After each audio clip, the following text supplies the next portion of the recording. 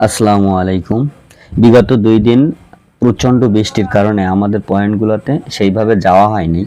তো বন্ধুদের সাথে চায়ের দোকানে আড্ডা দিতে দিতে হঠাৎ ভাবলাম যে বন্ধুরে বললাম যে চল আজ আমরা ২ নম্বর পয়েন্ট থেকে একটু মাছ ধরে আসি।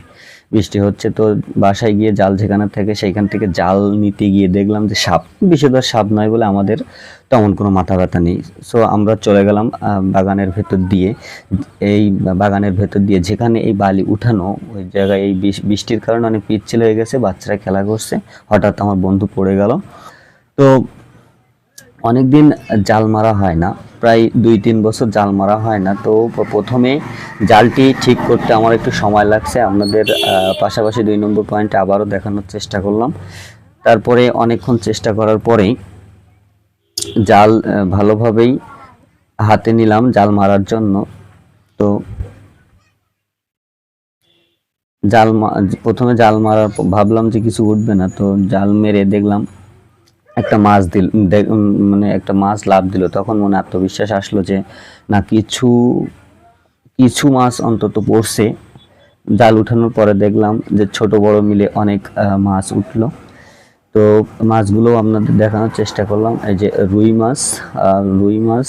এই রুই মাছ দেখার উদ্দেশ্য হচ্ছে যে আজকে এই মাছ দেখার উদ্দেশ্য হচ্ছে যে এই কয়দিন খাওয়া ঠিকঠাক মতো হচ্ছে কিনা, ঠিকঠাক মতো তারা পরিচর্যা পাচ্ছে কিনা, এই জন্যই মাছ আপনাদেরও দেখানোর চেষ্টা করলাম। দেখলাম যে মাছে কোনো রোগ নেই।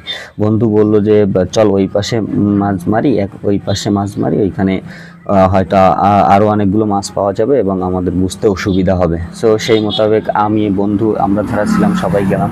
যারা ওখানে ফুটবল খেলছিল তারাও আমাদের সফর সঙ্গী হলো। বন্ধু জাল মারার পরেই কোনো মাছ লাভ না দেওয়ায় আমরা ভাবলাম যে এই পাশে কোনো মাছ নেই, কিন্তু জাল উঠানোর পরে দেখলাম যে অনেক মাছ, কম করে হলেও 10 কেজি হবে আনুমানিক। অ্যাকুরেট মাপ আপনাদের বলতে পারবো না। যাই হোক, মাছগুলো ছেড়ে দেওয়া হচ্ছে, তাদের মানে দেখে ছেড়ে দেওয়া হচ্ছে যে তাদের গায়ে কোনো দাগ হয়েছে কিনা, রোগ হয়েছে কিনা। আমার ছোট ভাই মাহাসান, সে খুবই আনন্দিত মাছগুলো দেখে। সেও বলছিল যে ভাই আমি জাল মারবো। তো তার এখনো জাল মারার মতো বয়স হয়নি। এই আপনাদের একটা সিলভার কাপ মাছ দেখানোর চেষ্টা করলাম। এই মাছগুলো অনেক সুস্বাদু। যাই হোক, শেষ পর্যন্ত আমাদের জাল মারা শেষ হইলো। বন্ধু বলল যে চল ওই যে তাল গাছটা ফেলানো আছে এখান থেকে একটু লাফ দিই। বাচ্চারাও তার সাথে খুনসুটিতে মেতে উঠলো। শেষে এই যে ফ্লিকটাই খুব সুন্দর হয়েছে। ধন্যবাদ সকলকে সাথে থাকা।